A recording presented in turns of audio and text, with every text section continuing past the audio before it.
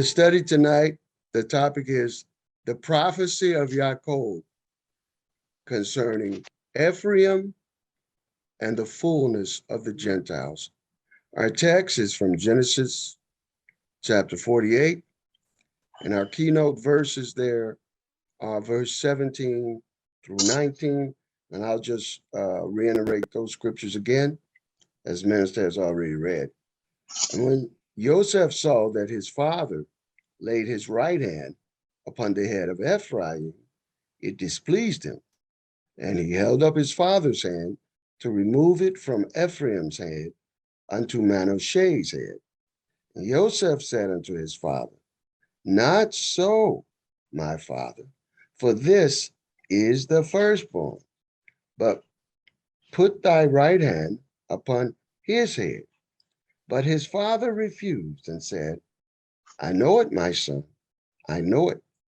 He also shall become a people, and he also shall be great. But truly his younger brother shall be greater than he, and his seed shall become a multitude of nations. Hallelujah. I want to emphasize, hallelujah, that part in verse 19, a multitude of nations. We know that each promise that Yah gave to Abraham, he was told that a multitude of nations would come from him. And we know there were. We know he had children through Sarah, which produced our father, Isaac. Also, he had a son and grandchildren through his concubine, Hagar, and his name was Ishmael, the father of the Arabs. And we also know he had another wife named Keturah, and she had multiple children as well, one of whom name was Midian and various other names. So there were a multitude of nations that literally came from our father Abraham. Likewise, to our father Isaac, there was told him that nations would come from him. And we know that through our father Isaac, Isaac, there was our father, Yaakov, or Israel. But we also know that our father, Israel, had a twin brother named Esau. And Esau became a mighty nation called Edom. And our father, Jacob, had a mighty nation called Israel. What is interesting today, as we study, is that our father Israel tells his grandson, Joseph's son, Ephraim, that he would have a seed of a multitude of nations. And that's interesting because our father Israel did not tell that to any other son of his. He had 12 of us. And he never told any of them that promise except Ephraim. So we're going to investigate really what that meant, that one of the fathers of the 12 tribes is supposed to be the father of many nations. Now, let's look at some things in regards to this concept of father. As you know, there are references to scriptures where the term father, it means a lineal descent by biological ancestry. But there are other cases where fatherhood refers to a spiritual descent.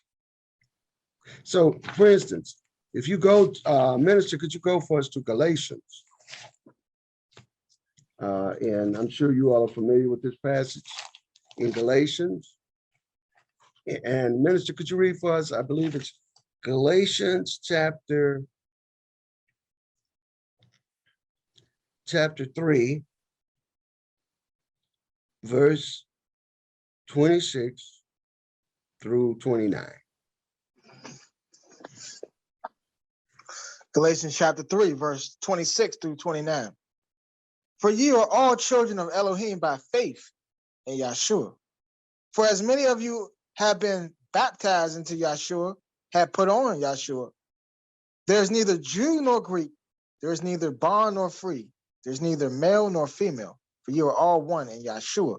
And if you be Yahshua, then you are Abraham's seed and heirs according to the promise.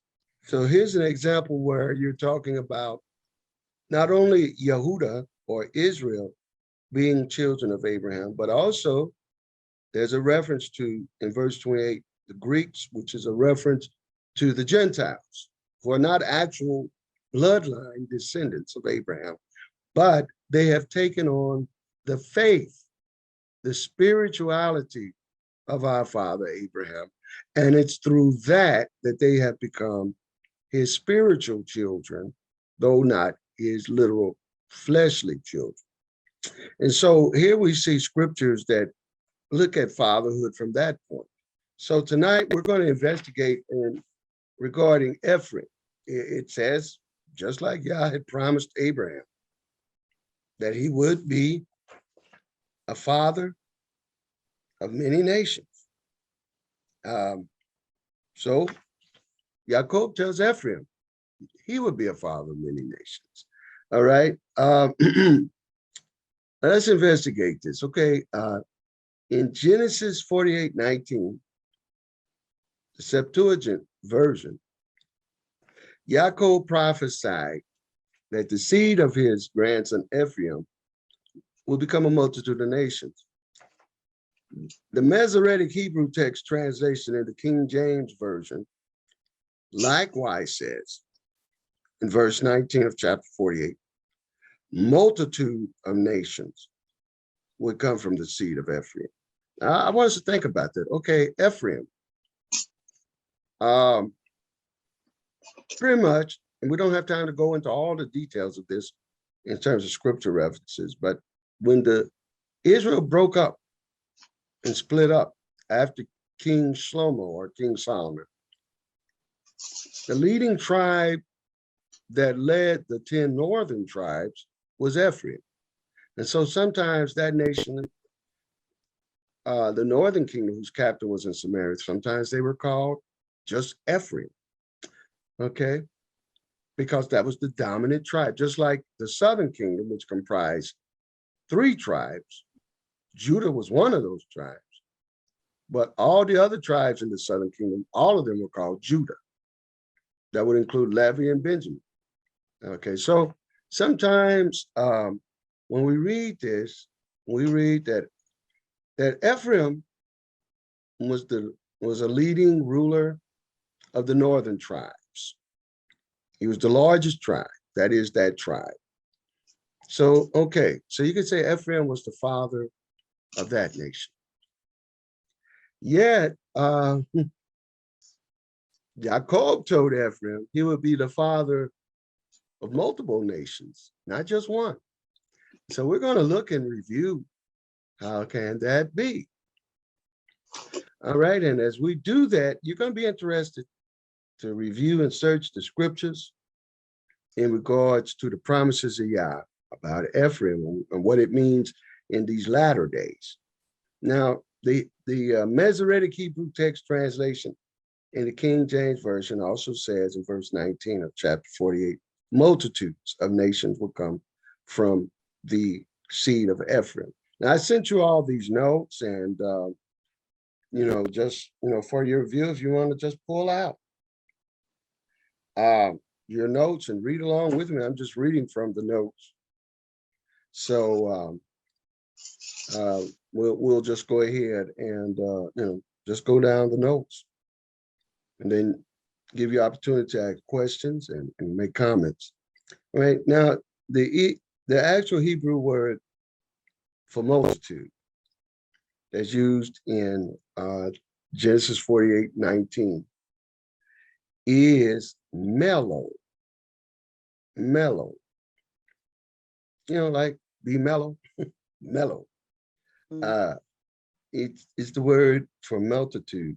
It's found in Strong's Concordance 4393. It can also be translated as fullness. All right.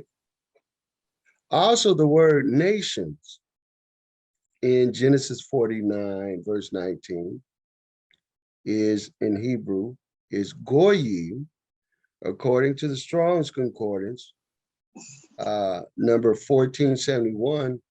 Goyim can also be translated as Gentiles. So the phrase multitude of nations could also be translated from the Hebrew as fullness of the Gentiles. Fullness of the Gentiles. That from Ephraim would come the fullness of the Gentiles. It can also mean multitude of nations. We're going to talk about that. Yes, through Ephraim, there did come another, maybe about two more other nations that appeared from Ephraim after the northern kingdom went into exile. All right. So the prophecy is being fulfilled. But how is it being fulfilled is the question. All right. So if we look at the phrase fullness of nations as compared to the term multitude of nations, we can look at it one way. If we look at it from the concept of multitude of nations, we can see also the same thing, some other things. So let's begin this this review. Okay, so the phrase fullness of the Gentiles, Jacob prophesied in Genesis 48:19 that the fullness of the Gentiles will come through Ephraim. This would then give context to the usage of the phrase fullness of the Gentiles in Romans chapter 11, verse 25. And Minister, could you read for us Romans chapter 11, verse 25? The book of Romans, chapter 11, verse 25. For I will not, brethren, that ye should be ignorant of this mystery, lest ye should be wise in your own conceits, that the blindness in part is happened to Israel until the fullness of the Gentiles be come in. All right. Notice, we see this phrase, fullness of the Gentiles, is also used in Romans chapter 11, verse 25. And that's interesting because as the minister just read, Saul says, for I would not, brother, that you should be ignorant of this mystery, lest you should be wise in your own conceit, that blindness in part is happened to Israel until the fullness of the Gentiles. Notice that during the time Israel is blind, Yah is fulfilling the prophecy of Jacob on Ephraim, that through Ephraim will come the fullness of Gentiles or fullness of a multitude of nations. That's what we are going to really investigate today. And if this is the case, that really Romans 11:25, when it refers to the fullness of the Gentiles, is really speaking in relationship to the prophecy of Jacob in Genesis chapter 19, or Genesis chapter 48, verse 19. So if this is the case, then it would mean that Jacob prophesied in Genesis 48:19 that through Ephraim, that the fullness of Gentile nationalities would be engrafted into Israel. And now that's something we really want to look at, that through Ephraim would emerge a collective of Gentiles, a massive collective of Gentiles who would be engrafted as Israelites. Now, I realize this term father, his seed being a multitude of nations, it's pretty much similar in that regard as what the promises were made to Abraham. That you're not now just talking about biological descent. You're talking about spiritual descent. Now, with Ephraim, how he became the progenitor of a huge mass of Gentiles who came into Israelite identity. That means these are not people that are ethnic Israelites. But while the ethnic Israelites are blind and have turned away from Yah, Yah is raising up something else to make them jealous. Minister, could you read for us Romans chapter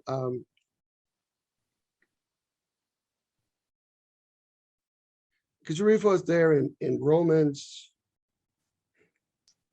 chapter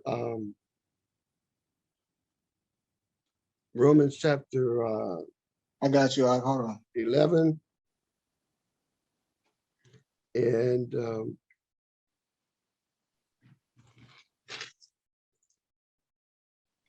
yeah, Romans chapter 11.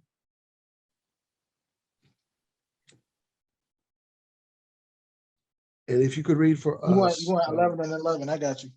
Yes, that's what I want. Yes, sir. Romans chapter 11, verse 11. I say then, have they stumbled that they should fall?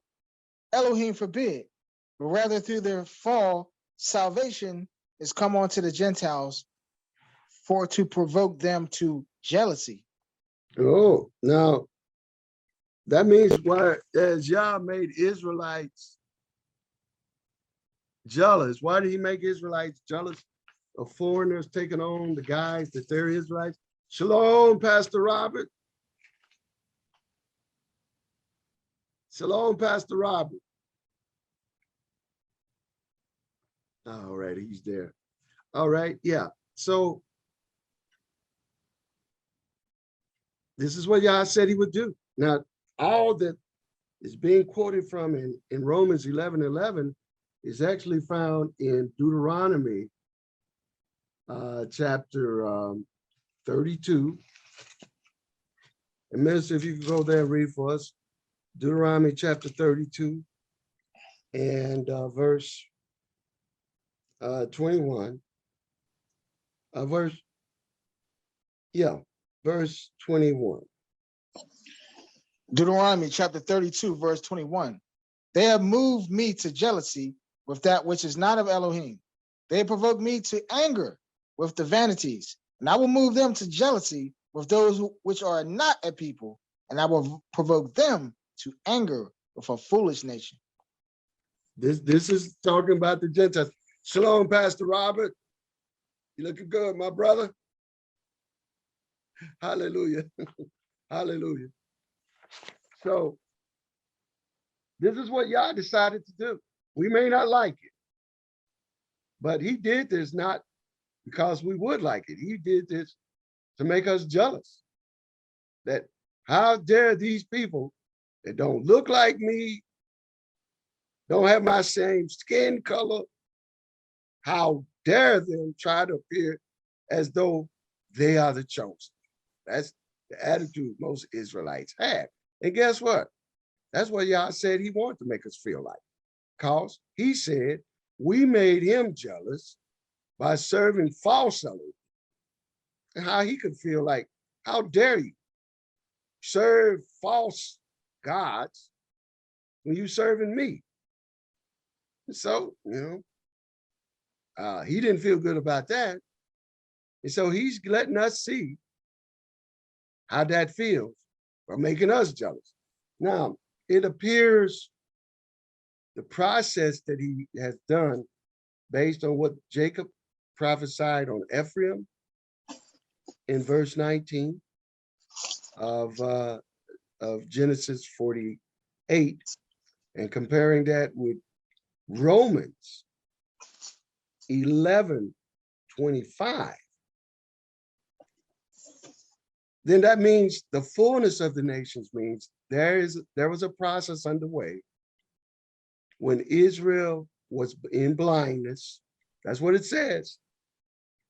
It says, while Israel was in blindness, Yah would bring in some Gentiles, multitudes of Gentiles. So Ephraim had something to do with this. That's what really at the heart of we're studying here tonight. Ephraim it was foretold he would be the one that Yah would use to do this, to bring in Gentiles who would appear, well, I hate to say it, they would try to appear to be you. Just like you did to Yah, like we did to Yah, like our forefathers did to Yah. We took other Elohim to try and make them appear to be Yah. And he didn't like that. So, as they say, what's good for the goose is good for the gander. So how he did this, that's what we're going to review. He did this to fulfill the prophecy of Jacob. And Minister, could you read for us in the book of Hosea, chapter 7, Seven and 8. verse 7, verse 8 through 9. Yes, sir. Got you. Thank you. Hosea chapter 7, verse 8 and 9. Ephraim have mixed himself among the people. Ephraim is a cake not turned. Strangers have devoured his strength, and he knoweth it not. Ye gray hairs are here and there upon him, yet he knoweth not. Now the phrase Ephraim mixed himself among the people. That should show us that the way in which Yah was going to fulfill the prophecy of Jacob was to put Ephraim. He said Ephraim would be, his seed will be a multitude of people. So what Yah did, he put Ephraim in a position where Ephraim, through his own ingenuity, Ephraim's own ingenuity, Ephraim put himself in this position actually, where he mixed himself among the people. As he mixed himself with other nationalities, he mixed himself with the Gentiles.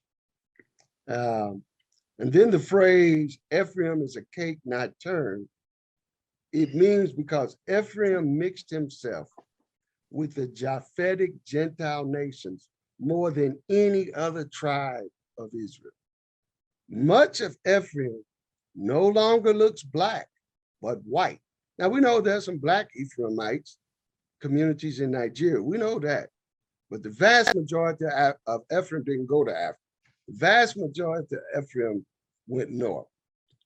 And so Ephraim mostly looks like the white dough side of a pancake that has not been turned over to be browned by the heat of a fire. So he's like a cake not turned. Now, I'm going to show you something about what Yah has done with this collective of people today that we call Ashkenazi Jews. These people we call Sephardic Jews. Most of them are not Israelites. The evidence is now in. The vast majority of these people are just pure, straight out Gentiles. And we have the DNA evidence to show you tonight. We actually have the evidence, not just from hearsay or anecdotally. We actually have real scientific evidence to verify this, okay? I'm pulling up a chart right now here, your eyes on this.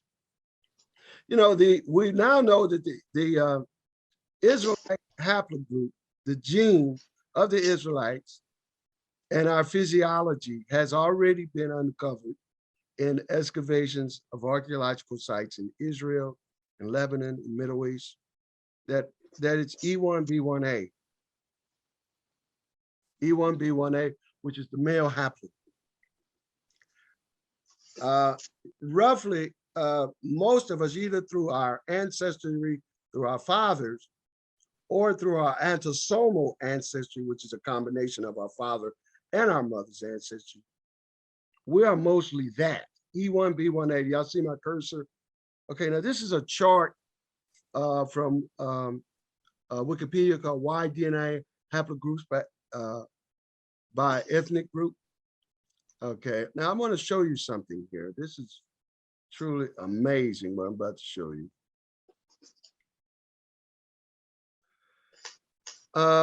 Now remember, now this is the column E1B1A. This is showing the different groups of people that have E1B1A. Now, that's different to E1B1B.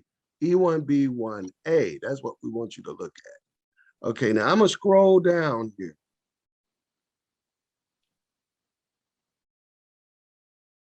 Stand by. Stand by.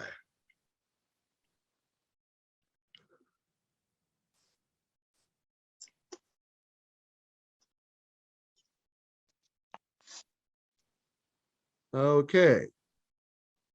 Now, E1, this is the E1B1A column. Look at this number, 0.2. And if you look at who is 0.2 E1B1A, what do you have right there? Ashkenazi Jews. And what does that say? There's about 11 million Ashkenazi Jews in the world. Only, and we're just looking at that, only 0.2% of them have E1B1A bloodline heritage ancestry from actual ancient Israelites. You see that? This is documented. This is the science. You can't deny that. So what does that mean? That means like 99.9, 99.9.2 are Gentiles. They're not bloodline Israelites. I know some of you are not really shocked about that, but I just wanted to show you the real science of this. All right. Now, our position on this is that whatever is that 0.2%, since Ashkenazi are the largest group of people in the world who claim to be Israel, other than us, of course. We're emerging, but right now, most of us are still in blindness, like it said in Romans 11, verse 25. While we're in blindness, God's raising up these other people to identify as Israel. But notice, the Ashkenazi, if there's 11 million of them, then 0.2% of them would be about 250,000 of them actually got E1B1A. I always wondered, I used to love to hear this Ashkenazi Jewish lady sing. To me, she could sing almost like Aretha Franklin, or she could sing almost, she could hang tough with even Patti LaBelle.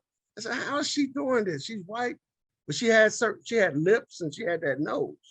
I'm talking about Barbara Streisand. I said, how is she able to do this? I don't know. I'm only conjecturing. Maybe she's one of them 0.2 that got the soul of the Hebrew bloodlines running through her. I don't know. And I've seen some of them got afros, but very few of them. So how did that happen? Well, I already say there's about 250,000 of them. Ashkenazi Jews that have this. Okay. So let's go now to the second largest group of Jews. The second largest group of Jews in the world are the Sephardic Jews. Let's go there. Screen's off. Yeah, I know. I'm putting up another chart right now.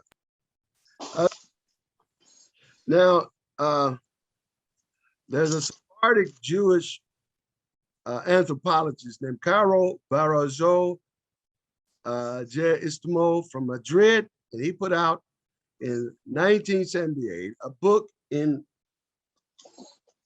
did the genetic ancestry of the Sephardic Jews. Now, the Sephardic Jews are the second largest group of Jews in the world.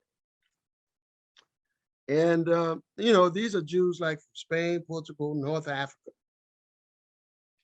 and, closer, through Egypt and even into the so-called Middle East.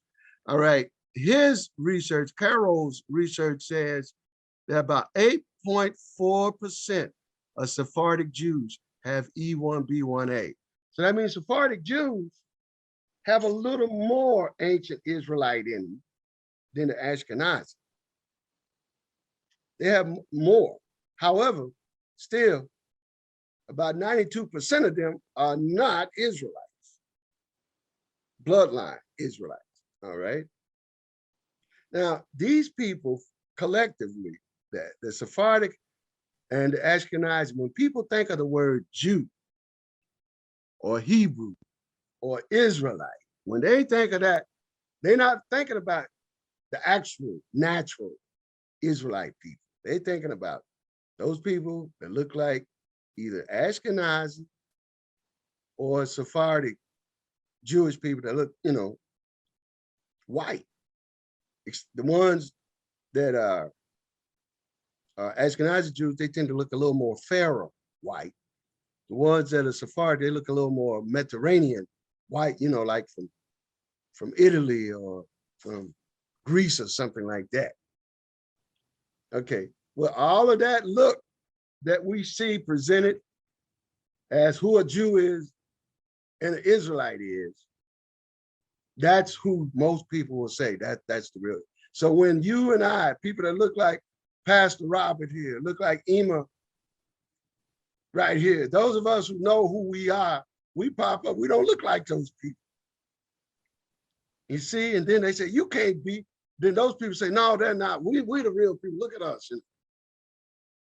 And yet, they hardly have any of us in them. And the archaeology has proven this. Like right now, have y'all heard of this notion that has been done about this Cohen modal haplogroup that some Jewish people claim they have? If you have the name and you're Jewish, you have the name Cohen, then that means you're a descendant of Aaron, the high priest. Well, they pushed that line, it's the J haplogroup. They pushed that for a long time, fooled a lot of people. But what was so crazy about it is the people that were pushing it, certain Jewish geneticists who knew that's not true and could go to bed at night knowing they lying, promoted that. And now the evidence has come in, the truth would, time will tell. The evidence came back. J haplogroup is not an ancient Middle Eastern haplogroup. It is a haplogroup from Eurasia. It is the haplogroup of people descended from Japheth, not from Shem. It's not a Shemitic haplogroup. It's now common knowledge. That bubble has been bust. Yet we would say, well, isn't that the devil's work that made these people commandeer, identity theft on us? Well, when you read the prophecy to Ephraim and you read Yah's plan, we have to reassess. Maybe they meant it for evil, the way they've carried themselves against us, but yet they couldn't have done this without Yah allowing it to have happened. That's one thing, because Yah allowed it to happen to make us jealous because we made him jealous. But Yah has a plan. Yah is so good. So this research that we just looked at about the DNA of the Ashkenazi, 0.2% have the bloodlines that you and I have. Because see, those of us who came into captivity to America, we are E1B1A, either through our Y haplogroup or through our autosomal. Either way, even if you had an ancestor that's a European that raped your great-grandmother, nonetheless, through your autosomal DNA, you still are an Israelite, because we had all kinds of abuses to our people. All right, so I know some brothers are trying to split hairs among Israelites. Oh, you ain't no real Israelite because you ain't E1B1A haplogroup from your father. You got a European man's haplogroup. Yeah, but that's not the only means of measuring your identity as an Israelite. That's the autosomal, which is a combination of both your father and your mother's. And that clearly can show clearly. And I've seen how it does. Every last one of you on here, you clearly have you're mostly made up of people that had A1B1A. And right, so don't panic. Some brothers are panicking. Man, I know one brother, and he's a physician in Houston, and he was a Hebrew that went to Israel with me. He did his DNA test, and his DNA came back that his great ancestor was a Scottish man that fought at the Alamo in Texas. And the brother started leaving the truth because he didn't feel he was in. I said, brother, you better get back. You didn't look at your autosomal. And he looked at his autosomal. It was a lot of E1B1A in that. So don't go tripping. You know, some of us start tripping on stuff like that. Don't trip out. Don't be afraid. You know, we can just look at you and see, yeah, there may have been some intrusions by rape during slavery, but it don't mean you're not an Israelite. All right, so I want to clear that up because a lot of brothers on YouTube disrespecting each other, don't know genetic science, and they cutting each other's heads off and being dogmatic ignoramuses. And they just done figured out a little bit of the genetics. Now they come on YouTube like they're experts, like they got sites. And I'm not an expert, but I know enough to know who to listen to that are experts. That's all I do. And so that's why I want to put that information before you.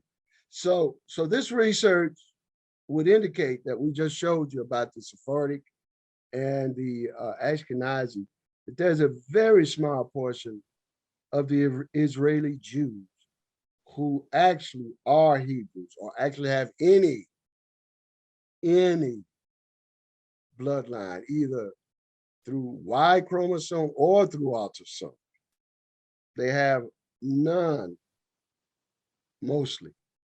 All right. Only a small portion of them have the ancestry of ancient Israelites, even though some of them look white. You know, a lot of people don't know your skin color doesn't change your DNA sequence. It doesn't. As I've always liked to use as an example, and Mr. Ephraim, you know where I'm gonna go. We always look at this, this famous basketball player named Blake Griffin. Now, Blake Griffin, his father, y'all know this basketball player, Pastor Robert, you know what I'm talking about, Blake Griffin. Yeah, Blake Griffin. Now, his father is a Hebrew, E1B1A. His mother is blind, blue-eyed, white woman. So Blake comes out, he looks like, as they say, quote, a mulatto. Okay, so Blake marries a blonde, blue-eyed white woman like his father did. Now his child comes out and looks like a blonde, blue-eyed white boy. But even though that little white boy is blonde, blue-eyed, that little white boy still got E1B1A Y chromosome from his grandfather through his father down to him, even though he now looks white. So you can't always determine. And I know sometimes some brothers well-intentioned bear witness and they'll show pictures of people that look Jewish. They say, they don't look like Hebrews. That don't look like ancient Israelites. Well, some of them may not look now like ancient Israelites, but 0.2% of Ashkenazi are descendants of ancient Israelites, and 8.4% of Sephardic are descendants of ancient Israelites. And some of them may look like Greeks, Germans, they can look like Chinese, some of them. There's always, you know how down south people used to talk about that one drop. Y'all remember that one drop rule down south? Like if some of you older folk know what I'm talking about. In that right in my video, y'all remember that one drop? Huh? You can share that picture I just sent you. What did you say? What did you send me? I just sent it to your text. Was it Blake Griffin? Yep. Oh man, I wish you had told me earlier. I'm sorry, man. It's gonna be hard for me to pull that up right now. Yeah. But I had, you know what? Let me let you pull it up. Pull it up. All right. Go ahead. Hold up. I'm gonna let you be able to pull up. Stand by. Okay. Okay, now you come on, pull it up. All right. All right.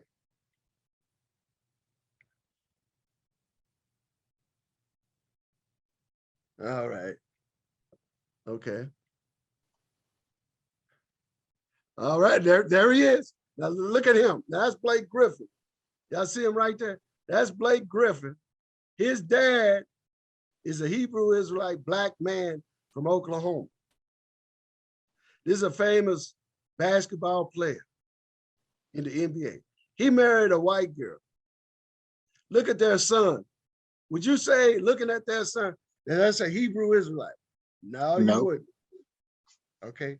This is what happened to Ephraim. He became like a cake, not turned. Yet he's His still an son, Israelite. his son You don't see look it? not like him. Huh? His son definitely don't look like he's from even a No. Now he's blonde, blue-eyed blue-eyed. white boy. But this little boy is an Israelite. This little boy is a, so you see I'm what gonna I'm show you. saying there. I'm gonna show you You got his father. Yeah, I got him. Yeah, show it. Put his father up there. We can show that too. Okay, yeah, oh, there he is. Now that's his father. That's Blake's father. Now this is a Hebrew man. He's E1B1A, and this is his mother. And she's European, blonde, blue-eyed European girl. So this father is a Hebrew, E1B1A. His Y chromosome, E1B1A, goes to his son. And this son, even though he marries a blonde, blue-eyed girl like his dad did, his son is blonde, blue-eyed, but his son still got that man's DNA in him. That's why I'm saying this thing is more complicated than people want to make it. Can't no white man be an Israelite. Well, again, we talking about genetics. That don't change your color. Color doesn't change your genetics. Again, I still go back to that old policy down south before they knew genetics. They had that one drop law that if you had one drop of black blood in you would not be considered white and you would be discriminated against. You see, there was a movie about this. Some of you older folk, y'all remember that movie called Imitation of Life about a girl that looked white and she had a black mother. And that's an old movie. I haven't seen it in years, but it was far ahead of its time. It was dealing with that issue of the one drop rule. So again, when we study about Ephraim mixed himself among the people, he's a cake not turned. Then you can look at Blake Griffin's son. This young man, even though he's mixed, he's still an Israelite. You wouldn't know it though by looking at him, but he is. So, but there's only a few of the Jewish people that actually have that bloodline. Only 0.2% of the Ashkenazi and only 8.4% of the Sephardic Jews. So Jewish people, as you see them today, they are primarily a group of Gentile converts who are clustered around a small segment of ancient Northern Kingdom Israelites from Ephraim. And of course, the other 10 tribes that were scattered into the regions of the Caucasus Mountains of Eurasia by the Assyrians in 720 BC. Minister, could you read for us again, 2 Kings chapter 17, verse 6. 2 Kings, and we're going to look at the history of how this happened to fulfill the prophecy Jacob made on Ephraim in Genesis 48, verse 19. Okay, Minister, you got it. I thought you said you wanted 2 Kings. 2 Kings chapter 17, verse 6. Yeah, in the 9th year of Hosea, the king of Assyria took Samaria and carried Israel away to Assyria and placed them in Halah in the harbor by the river of Gozan and the cities of the Medes. So right now, Halah, Habar, the river Gozan are regions of northern Mesopotamia. That is, these are areas at the north end of the Tigris River, which goes on up into Turkey, which brings you into the foothills of the Caucasus Mountains. Now, it tells us in that verse 6 that Ephraim and the other tribes, 10 tribes whose capital was Samaria, they were scattered up in that area in 720 BC by the Assyrians.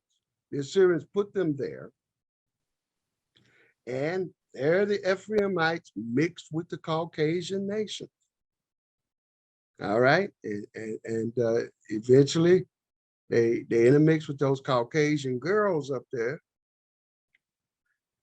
But again, the vast majority of them people in that area were white, so there it is. Now, these thousands of years later, they come down from that region who call themselves Ashkenazi. The reality is that there's that one little drop. That one drop is there of Hebrew blood, but it's a lot of white Caucasian they got in them, just like it said in Hosea. Now, when the Assyrians moved the Israelites of the northern kingdom northward to places like Hala, Haba, and Gozan, the Assyrians moved those people that were in those areas into Israel's land in northern Israel. It's like they changed places. So that according to 2 Kings 17:24, many of these Caucasian people were moved into northern Israel by the Assyrians to replace the northern tribes of Ephraim and the 10 tribes. Minister, could you read for us 2 Kings chapter 17, verse 24 through 20, read verse 24. Chapter 17 of 2 Kings, verse 24, just that one verse. 2 Kings chapter 17, verse 24.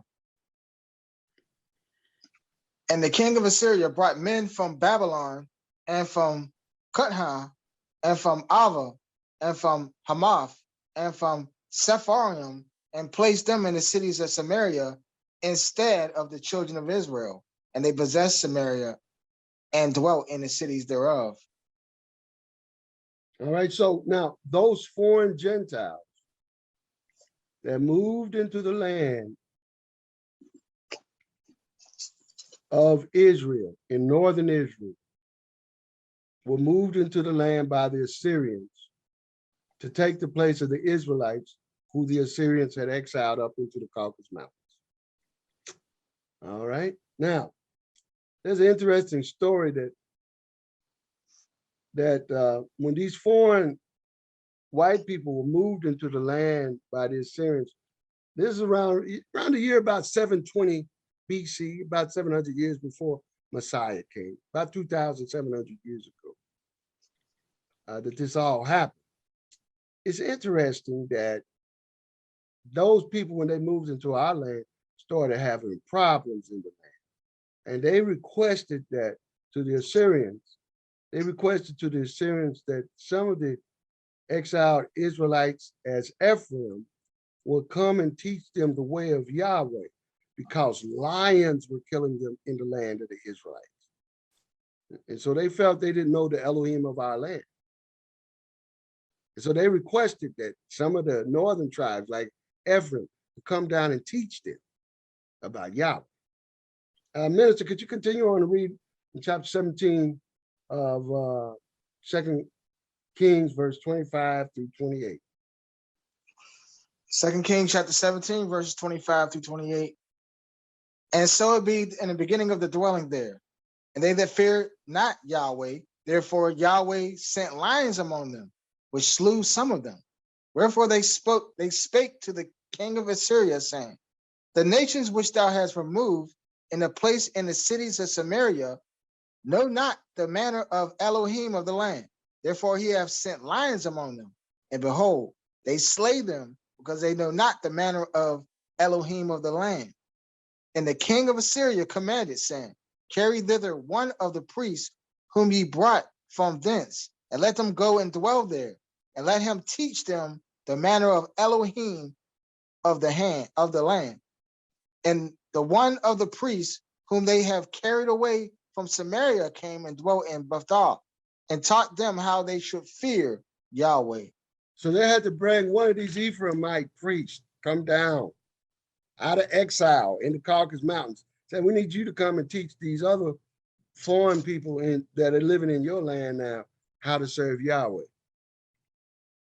Okay, so isn't that interesting? Now, Samaria, as you know, was the capital of the northern kingdom of Israel. So as time went on, these transplanted white people became known as Samaritans, even though they weren't actual Israelite bloodline. But some Israelites were allowed to come back to teach these people, and eventually they intermixed with these people. So by the time you come to Yeshua's time, that he's passing through Samaria, the Hebrews didn't have nothing to do with the Samaritans. They looked at them as foreigners. In fact, Yeshua called them strangers. But nonetheless, there was still that one drop among a few of them. There was some Blake Griffiths in the midst there. So anyway, so in this sense, now we see Ephraim is fulfilling the prophecy of Jacob, that now as they were coming to teach these foreigners the ways of Yah, the ways of the ancient Israelites, in that spiritual sense, Ephraim became a spiritual father to these people, these foreigners. All right, so now we're seeing now this has happened in northern Israel. We also know that centuries later in medieval times,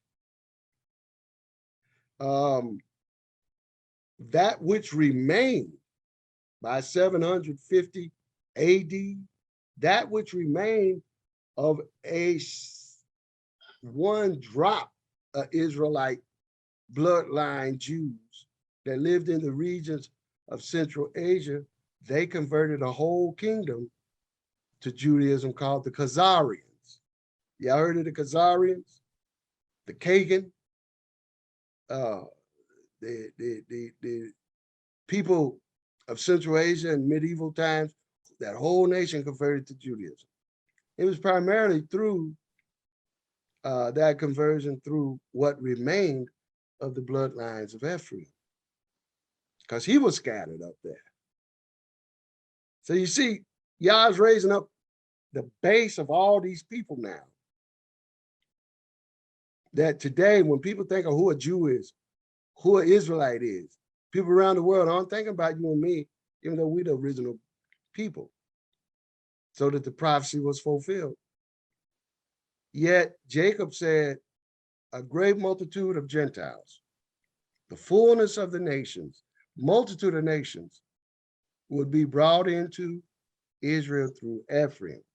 That's interesting to watch this. So this account in 2 Kings is an example of how the prophecy of Jacob in Genesis 48:19 says, regarding how through the seed of Ephraim will come the fullness of Gentile converts, while the rest of the Israelites were blind. You see, during the medieval times, when Ephraim was converting the Khazarians, our ancestors were in blindness. They were lost. They had turned so far away from Yah. And they went in, we fell asleep. We were like Sleeping Beauty. We didn't know who we are, where we're from. We just lost a lot of things. Though there were bits and pieces of it that we remembered somehow, some way, orderly bits and pieces. But when people thought about who the Jews are, they didn't look at us mostly. We were looked upon as a kind of like an afterthought. Now, there's some medieval records of explorers that went down and found us and observed us and wrote up about it. Our brother Benaiah Israel really does some great research pulling all that out. The fact of the matter is, they always, when they write books on the scatterings of ancient Israel, they'll spend very little, if at all, time about Israelites that were scattered. I hate using the word sub-Sahara. I'm gonna use it. I'm gonna look at this because see, sub makes you feel like you're on the bench. You're not a starter. Like we're not started Hebrews.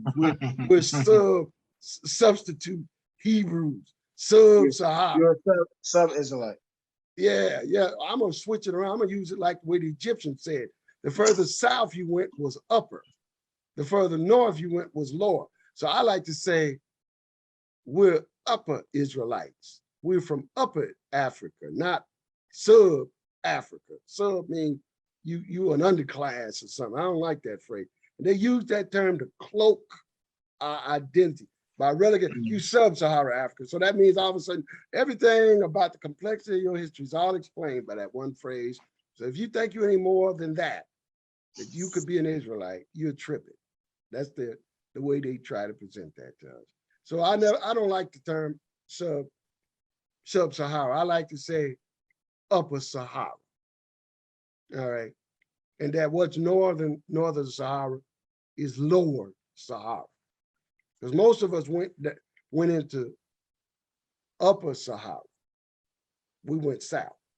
So we got to get our minds on right, man, because this man has used jargons and phrases to minimize, marginalize who we are in such a way that we begun to believe it ourselves. It's just like Michael Jackson in that when he played the scarecrow in The Wiz, he had all them crows feeding his head with bad thoughts about himself and bad ideas about himself. Yet he was a genius. And all along he thought he needed to get a brain. He didn't know his brain was fully clicking and fully functional. He just had to have the Wiz tell him, you already got a brain. That's what we got to do to ourselves. We already got the identity of who Israel is. It's not for us to sweat that one out. It's really, the reality is that these other people, they're the ones sweating bricks now because, see, the DNA evidence, the archaeology is out. And it's coming out that J haplogroup, G haplogroup, R haplogroup, all these are Euro-Japhetic haplogroups that they are. Very few of them got E1B1A. I mean, this is just the truth. Then they tried to make it that E1B1B, that's the real Israelites. But I looked at a chart and I looked at E1B1A, that's the Hamitic. That's Hamite. That's the Hamite. These are like the Egyptians and the Ethiopians and the Somalis. These are the Canaanites. There's E1B1B. And now they're trying to say, well, ancient Israelites were E1B1B. But the fact is, look at the prophecies that happened to us. Deuteronomy 28:68. Are those people from Somalia, Ethiopia, and Egypt known that have been on slave ships that were brought to America? Nope. In fact, they had a lot to do with getting us on the slave ships. The Arabs.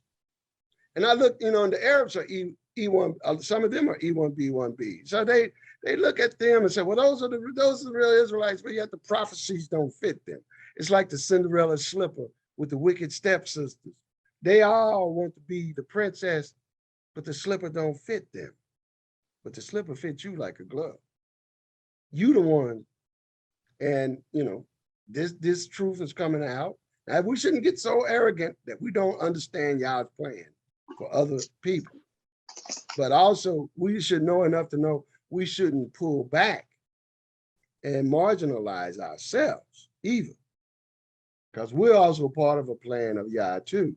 But Ephraim's plan was to open up a way for Gentile people to come into the study of the Torah and identity as is. Because see, the Torah is where the origins of the message of salvation started. It was in the Torah. It started with the prophecies of the coming of the Messiah. So they were reading that in advance. And later we know Paul went and talked to some of these converts. They were called Elohim fearers. You can read this in Acts chapter 17. Don't have time to go there. And a lot of them, he just talked to them from the Torah and they accepted HaMashiach. So these are Gentiles that are getting a shot of an opportunity, at least coming into Israelite identity, that maybe have an opportunity and a chance as they read the Torah and the prophets, that they could come and learn and understand about the coming of the Messiah's salvation. It's a process. Ephraim was used to bring them in at least to an understanding of a relationship to ancient Israelite identity. So, but we see that the Ephraimites in 2 Kings 48:19, that they had to go and teach those Gentiles the ways of Elohim. And so Shaul in Romans 11:25 is describing all of this as a mystery.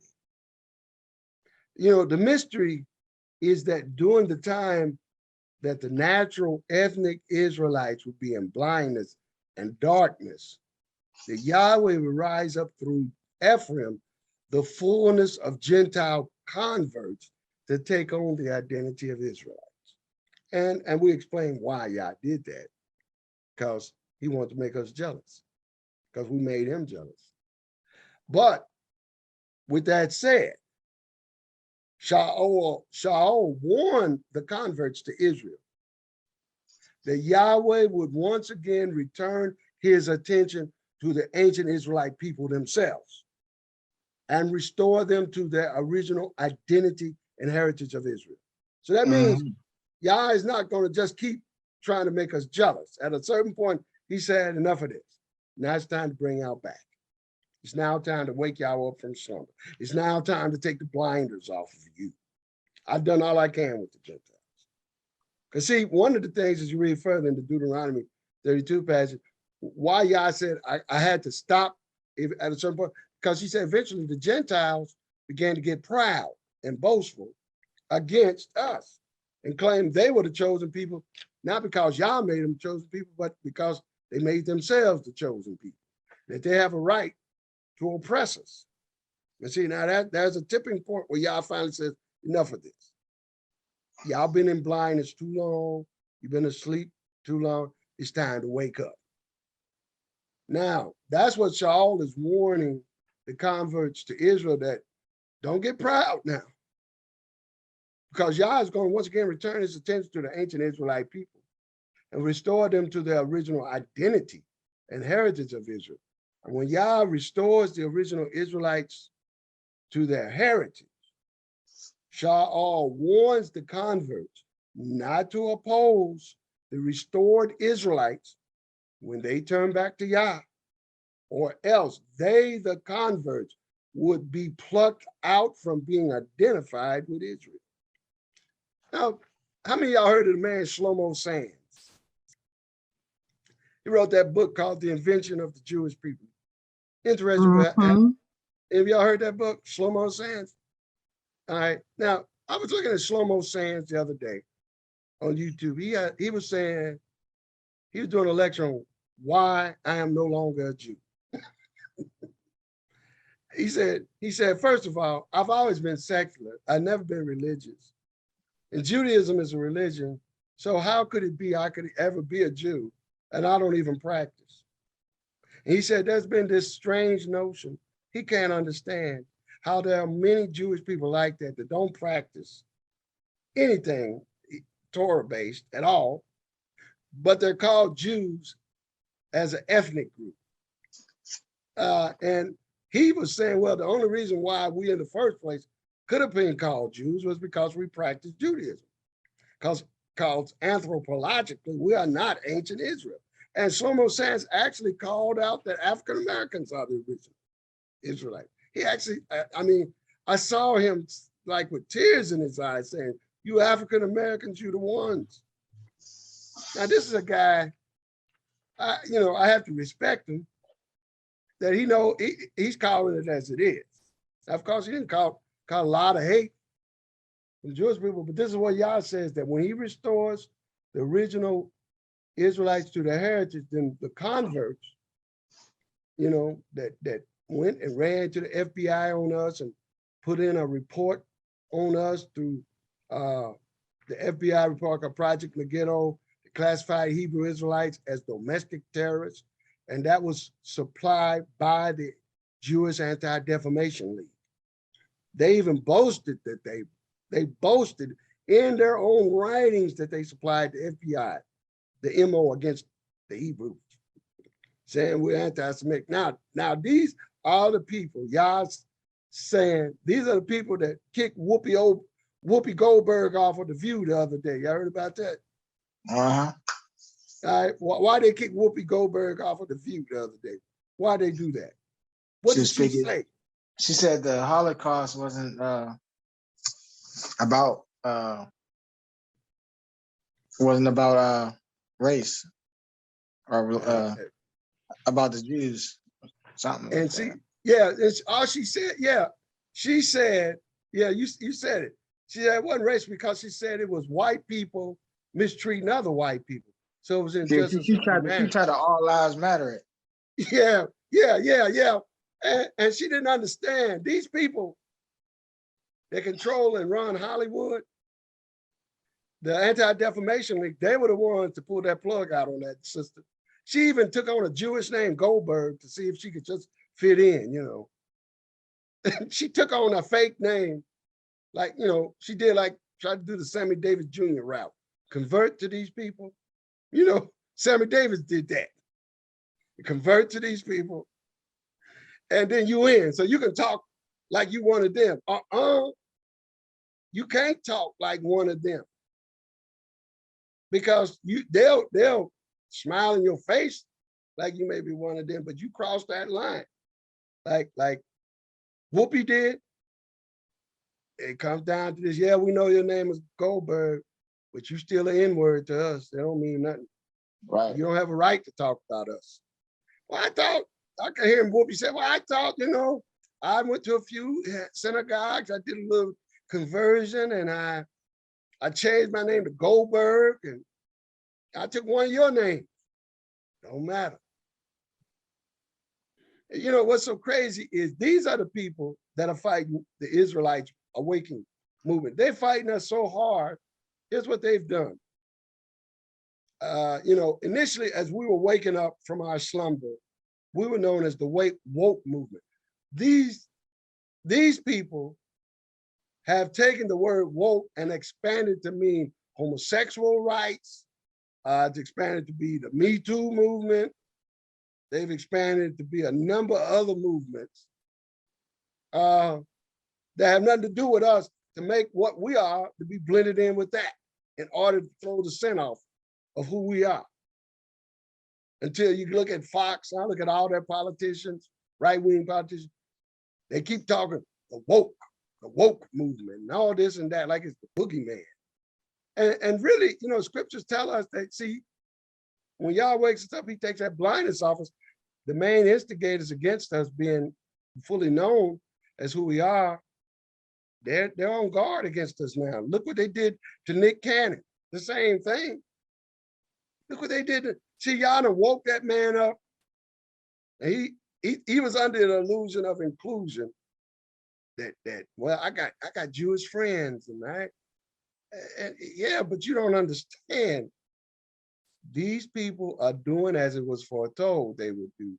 They would boast against the natural branches. And see, Yah's getting ready to deal with them because he's starting to deal with us again. That's the killer. Now, I hope and pray some of them like Slow-Mo Sands, that he come around and believe in Yeshua, because I like him. He knows. He's bold enough to come out and tell it as it is. We shouldn't hate nobody because of what nationality they are, and I pray for that man because he's the only one to come out. But the propaganda is so bad. The propaganda is so bad about the way they're trying to disprove us is say for instance, their propaganda machine is Hollywood. They run Hollywood, but they've done such a good job to convince over 60%. I mean, only 20% of the people in America believe Hollywood is run by them. When the reality is they do run it. Whereas like in the 80s, nearly 60 or 70% of people believe that. But the Anti-Defamation League did such a good job of spinning to Americans all this propaganda till people are scared, you know, the cancel culture. People are scared to say anything about Hebrew Israelites now. If they own the media or if they're in movies, they're scared to come out public, man, because they'll lose their careers now. Well, so be it. I'm not in Hollywood. I'm living comfortable. Any of you in Hollywood? I mean, I think I'm better off not living in Hollywood or being part of that. See what I'm saying? So Saul warned the converts to Israel. He warned them. He said that Yahweh once again return his attention to the ancient Israelite people and restore them to their original identity. Minister, could you read for us verse 17 of Romans 11, verse 17 through 24. Romans 11, chapter 7, Romans 11, verses 17 through 24. Mm-hmm. And some of the branches be broken off, and thou being a wild olive tree, grafted among them, with them partakers of the root and the fatness of the olive tree.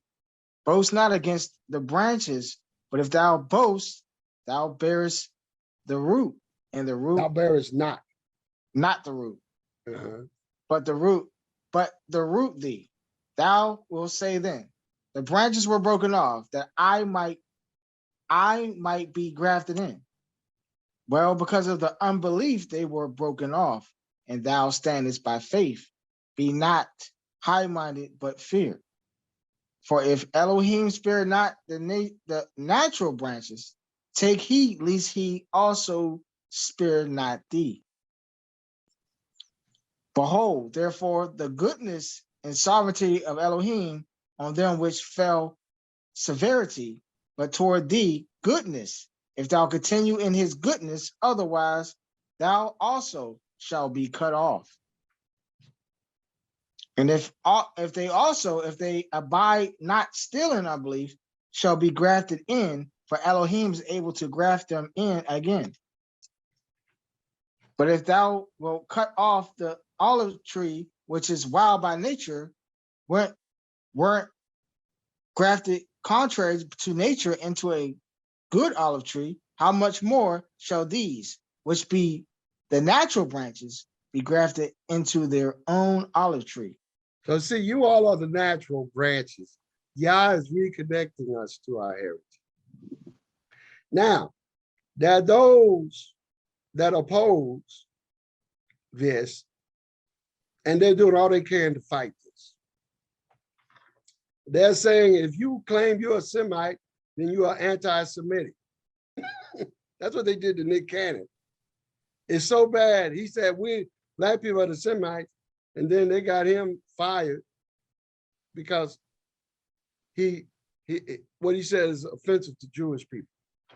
See the trick bag, they got it. Now currently, the state of Israel have also, the Jewish state of Israel, have opposed the awakening of the original Israelites. That they won't let us move in there. When you go through the airport, they interrogate you like you're a criminal. They talk disrespectfully to you. They hold you up, may not even let you in. See, like I know some brothers that have been out on YouTube told the truth. They can't even go to Israel to visit. They got to look out on them. You know, people like Brother Jacob, he can't go to Israel. He done said too much. They won't let him in. They won't even let him on the plane to go there, not alone to fly all the way over there. They don't see, that's what they doing. They scheming on us like that. All right. Now, because this is the case, Shaul was telling the Gentile converts, y'all need to be careful because when the day comes that y'all is reconnecting the original branches back, and y'all getting in the way of that, and you all are boasting against the natural branches, y'all getting ready to tear you up. He's getting ready to throw you down. And so, according to this, the state of Israel, who are comprised mostly of Gentile converts through Ephraim. The state of Israel is primarily a nation of Gentile converts through Ephraim to fulfill the promise to Yaakov that from Ephraim's seed will come a multitude of nations. And seed here is not just his physical descendants, but his spiritual descendants as well. That is the converts that came to understanding about the Elohim of Israel through Ephraim. So but Isaiah 17:3, it speaks of a war that's already started in the Middle East between Syria and Israel. And Isaiah 17 says that war will see the destruction of Damascus. And when that happens, the state of Israel will fall. Minister, could you read for us Isaiah 17:3? Isaiah chapter 17, verse 3. The fortress also shall cease from Ephraim, and the kingdom from Damascus, the remnant of Syria. They shall be as the glory of the children of Israel, saith Yahweh of hosts. So now the table's reversed. They will be the ones cast down like we had been cast down. But we will be the ones raised up. All right. So because the fullness of Gentile nationalities that are engrafted into the Israelite nation, when that's completed, that Yah's he's completing a process of bringing a fullness of Gentiles. That's what Saul is talking about in chapter 11, verse 25. Yah has a plan to keep Israel in blindness till he brings in so many Gentiles into Israelite understanding, basically. These are the converts. Now, this is Yah's work. This ain't man's work. You know, we can't be like Jonah and complain, why did Yah do this? When these people oppressed us, did wrong to us. And Yah said to Jonah, he said, you're not right to be thinking like that. I mean, those Gentiles, the Assyrians did all this stuff to us. And just like these Gentiles done to us, yet Yah said, you love a little plant that I gave for you to have shade. He told Jonah that. Should not I be concerned about these multitudes of people that don't know their right hand from their left hand? You see, we Israelites, we got to understand the plan of Yah, not the plan of man. I know we out there all on the street corners and on YouTube really preaching a lot of hate. That's where Jonah was. But you know, you and I got to wake up. Yah had a plan. We need to read the scriptures to see that's not the attitude that we should have, because he had to correct Jonah on that. And Jonah was a Hebrew patriot. I mean, we really, you know, he just couldn't, he was angry. He was angry that Yah would send him to the oppressor. But Yah, well, while Yah is returning his redemption to the original Israelites, listen what Shaul is saying in chapter 11 of Romans, verse 26 through 29. Romans chapter 11, verse 26 through 29. And so all Israel shall be saved, as is written. There shall come out of Zion a deliverer, and shall turn away the ungodliness from Jacob. For this is my covenant unto them, which I shall take away their sins.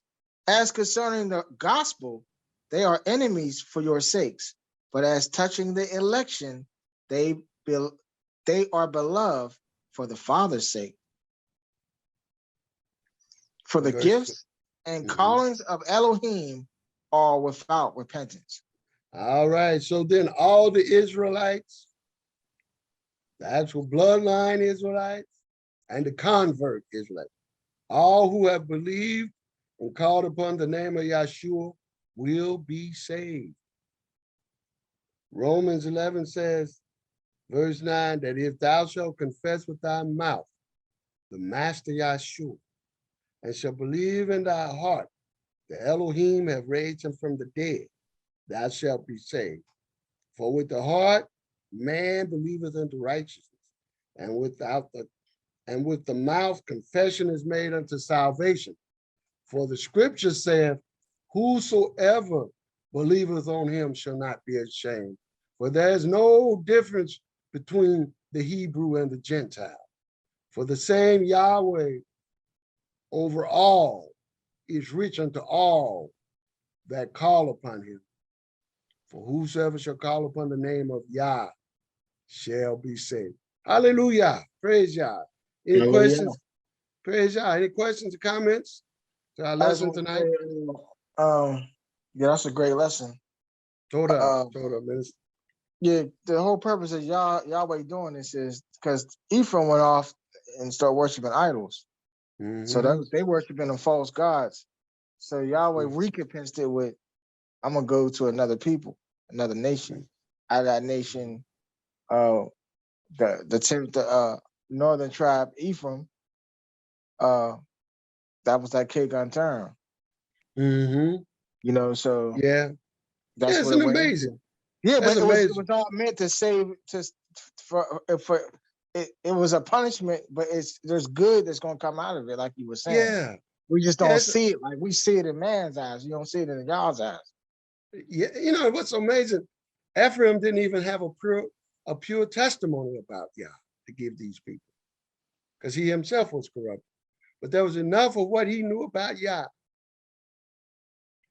that Yah used to spark the mind of large numbers of Gentiles to think like an Israelite, or at least attempt to think like an Israelite. Right. And this is really, you know, this is the great mystery. Paul said this is a mystery. This is a mystery. We need to study this a little more and get more wisdom and insight. Because see, understanding this will help us know how to perform the mission of Yah, to be a light unto the Gentiles and to be Yah's salvation to the ends of the earth. Like Isaiah 49 verse 6 says. See, we're good about raising up the 12 tribes of Israel. We're good about restoring the preserved of Israel. But we don't really understand that part about being a light to the Gentiles, to be our salvation unto the ends of the earth. We don't understand that. Some brothers say, well, the word Gentile here is just talking about Hebrews to live in foreign lands and speak foreign languages. That's not what he's talking about. We got more of this to talk about, because actually it's going to be Israelites that really know how to function with the truth as Israelites, that Yah wants to use us as his ambassadors to our people and to the world.